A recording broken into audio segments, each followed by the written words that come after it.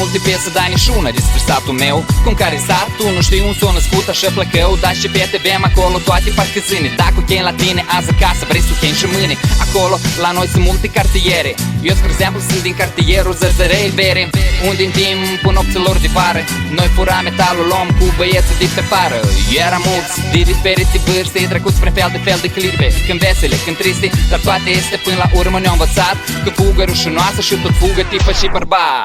La sfârșit de săptămână ne adunam noi toți în centru, un barul sau filmul alt, pe sticlă puneam accentul și rozoviori, cam într-o oră noi plecam la club în sat să ne aruncăm în coră. Dar care în coră, dar care în bătaie, indiferent că iară lună plină sau gata să ploaie, fiecare dintre noi se distrag cum poate, pentru că băieții din sala mine pot de toate. Dar dacă mai vrem puțin adrenalină, ne ridicam de jos, ne urcam într-o mașină și ne plimbam până ne trezea soarele și nu ne mai țineau pe noi picioarele.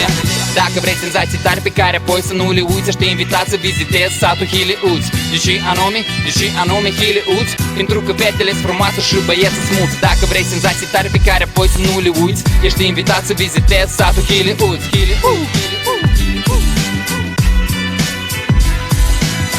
Situat lângă șosea centrală, avem o grădiniță, o școală de cultură generală. Mulți oameni care figurează în buletine, și drept că acum mare parte sunt plecați în țări străine. În străinătate, sincer să fiu, sunt plecat și eu. Și tot mai des mi se face dor de satul meu, de mama, tată, de momentul când mi s-a spart roata. Și când băieții m-au adus, zicând că e unul gata. Pe unde e exemplar, pe unde o dam în bară. Chiar de nu jucam fotbal cu băieții de afară. Acolo am luat primele lecții de viață, acolo am dat eu primul punct și acolo am primit în față. Acum s-a mintit, însă cândva erau fapte. Acum sunt emoții care geanul mă desparte, dar eu mai cred în vocea mea interioară care spune că n-am mai rămas mult de vară. Și dacă vrei senzații tari pe care apoi să nu le uiți, ești invitat să vizitezi satul Hiliuț. Deși anume Hiliuț?